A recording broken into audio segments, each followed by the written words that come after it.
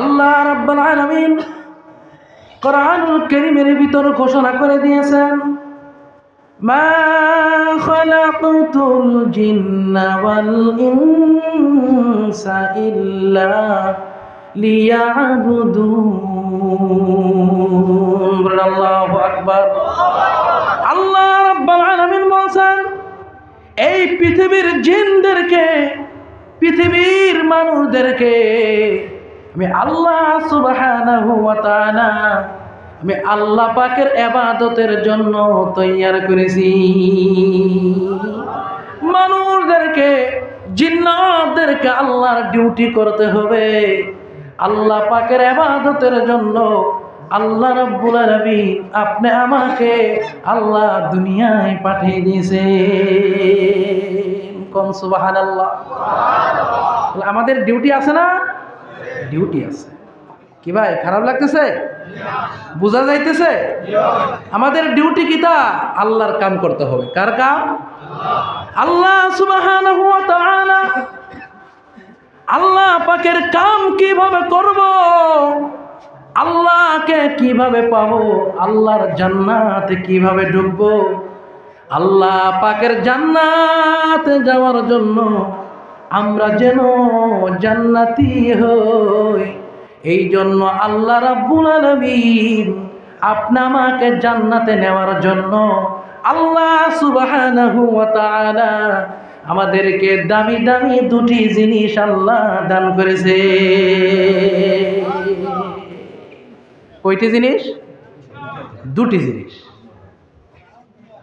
আল্লাহ রাব্বুল আলামিন বলেন, قد جاءكم من الله نور وكتاب مبين। আল্লাহু আকবার। কোরআনের আয়াত শুনে যদি আল্লাহু আকবারের ধ্বনি দিতে পারেন, আল্লাহ রাব্বুল আলামিন ঈমান বাড়িয়ে দেবে। কোরআনের আয়াত শুনে আল্লাহু আকবারের ধ্বনি যত জোরে দিবেন, আপনার ঈমান তত আল্লাহ পাক্কা বানাই দেবে। এই জন্য কোরআনের আয়াত শুনে আল্লাহু আকবার বলতে রাজি আছেননি? কারা কারা রাজি? হাত তুলেন। নারে তাকবীর। বলবেন তো ইনশাআল্লাহ? আল্লাহ রাব্বুল আলামিন বলেন, ও পৃথিবীর মানুষ, আমি আল্লাহ রাব্বুল আলামিন তোমাদেরকে, তোমাদের নিকটে আমি আল্লাহ রাব্বুল আলামিন দামি দামি দুটি জিনিস পাঠাই দিয়েছি। একটার নাম হলো নূরুন। তাফসীরের কিতাবের ভিতরে উল্লেখ হয়েছে, নূরুন শব্দের অর্থ হলো বিশ্বর নবী মুহাম্মাদুর রাসূলুল্লাহ সাল্লাল্লাহু আলাইহি ওয়াসাল্লাম। কিতাবুম মুবিন এর অর্থ হলো আল্লাহ পাকের কোরআনুল কারীম। সুবহানাল্লাহ বলেন। আমাদের নবীর দাম বেশি না কম? কত বেশি? 1 ঘন্টা বললে শেষ হইব নি? হইব? সারা রাত, সারা জীবন আমার নবীর দাম এত বেশি, এত বেশি, সারা রাত বয়ান করে শেষ হবে না। আমার নবীর দাম এত বেশি, আল্লাহ ছাড়া ওনার চাইতে সম্মানী আর কেউ হতে পারে না। কোরআনুল কারীমের কত দাম! এই কোরআনুল কারীম যেহেতু কোরআনুল কারীমের মাদ্রাসা, এই কোরআনুল কারীমের এত দাম, এত সম্মান, পৃথিবীর বুকে, আকাশের নিচে, জমিনের উপরে কোরআনের চাইতে দামি কিতাব আর না। আসেনি? কোরআনে কোনো ভুল আছে? সন্দেহ আছে? কোরআনুল কারীমের মতো দামি কিতাব আরো আছে? অনলি ওয়ান বুক, কোরআনের মতো দামি কিতাব আর নাই। সুবহানাল্লাহ। এই কোরআনুল কারীমের এত ওজন, আল্লাহ সুবহানাহু ওয়া তাআলা এই কোরআনুল কারীমকে পাহাড়কে দিতে চেয়েছিলেন।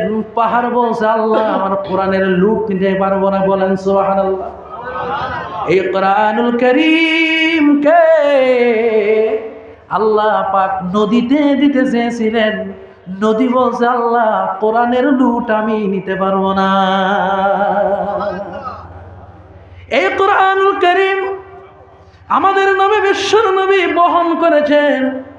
এই কোরআনুল কারীম যখন নাজিল হতো প্রচন্ড ঠান্ডার টাইমে, প্রচন্ড ঠান্ডা, এখন তো ঠান্ডা কমে গেছে, কিন্তু এমন এক সময় ছিল রে ঠান্ডার কারণে মানুষ থরথর করে কাঁপছে কিনা জোরে বলেন, কাঁপে নাই? এমন ঠান্ডার সময় নবীদের উপরে যখন কোরআনুল কারীম নাজিল হতো, নবীদের পশমের গুড়া থেকে প্রচন্ড ঠান্ডার টাইমে নবীদের শরীর মোবারক থেকে ঘাম বেরিয়ে যেত। কোরআনের লুট আছে কিনা? কোরআন ওজন কিনা? এই ওজনওয়ালা কিতাব আমরা বেওজন বানাই দিছি, ঠিক কিনা? আমাদের নিকট ওজন আছে, হুজুর ওজন কিতাব, কোরআন তো আমি তোলা করতে পারি, উঠাইতে পারি, ওলা ওজন নেই, ওই ওজন ভাই। ওজন থাকলে কি মানুষের দাম বাড়ে? কথা বলেন নি? যার ওজন বেশি তার কি দাম বেশি? ওজনওয়ালা হয় জ্ঞানের দ্বারা, ওজনওয়ালা হয় পজিশনের দ্বারা। ওজন বেশি হবে যার ভিতরে যত জ্ঞান থাকবে, শিক্ষা থাকবে, আল্লাহর ভয় থাকবে, ঠিক কিনা? আমার ভাইয়ের, আমার বন্ধুগণ, এই কোরআনুল কারীম যখন নবীদের প্রতি নাজিল হলো, আল্লাহ রাব্বুল আলামিন যখন নবীদের উপর কোরআন নাজিল করলেন, আমার নবীজি সাহাবায়ে কেরামকে নিয়ে কোরআনুল কারীম মুখস্থ করা শুরু করে দিল।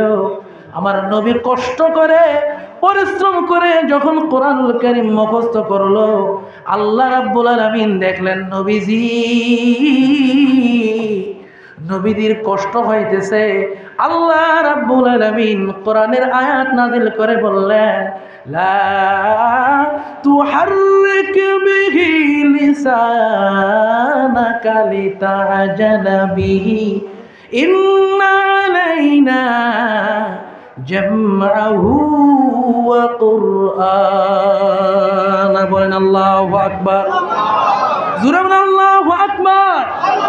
আল্লাহ বললেন, ও নবী, কোরআনুল কারীমকে মুখস্থ করার জন্য, এই কোরআনুল কারীমকে ইয়াদ করার জন্য আপনার জিহ্বা এত লড়ছড় করবেন না। কোরআনুল কারীমের আয়াতগুলি ও নবীজি আপনি একবার তেলাওয়াত করবেন, গোটা কোরআনুল কারীম মুখস্থ করায় দেওয়ার দায়িত্ব আমি আল্লাহ পাক জিম্মায় নিয়ে নিলাম। এখনো কোরআন আছে কিনা? নাই। থাকবে কিনা? কতদিন? কিয়ামত পর্যন্ত। দায়িত্ব নিছেন কে? জোরে বলেন। আল্লাহ যে বস্তুর দায়িত্ব নেবে, কারো বাপের ক্ষমতা আসেনি উঠাই দেওয়ার? আছে? কত শক্তি আসছিল কিনা?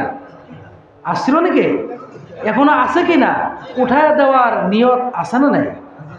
আছে কিনা? কত শক্তি আসতেছে, বলে কোরআন উঠাই দিব, শক্তি চলে যাইতেছে, কোরআন হয়ে গেছে। সুবহানাল্লাহ। কোরআন উঠায় দেওয়ার ক্ষমতা কারো আছে? কেন? নাজিল করছেন কে? জোরে বলেন। হেফাজত করবেন কে? ইন্না নাহনু নাযালনা যিকরা ওয়া ইন্না লাহু লাহা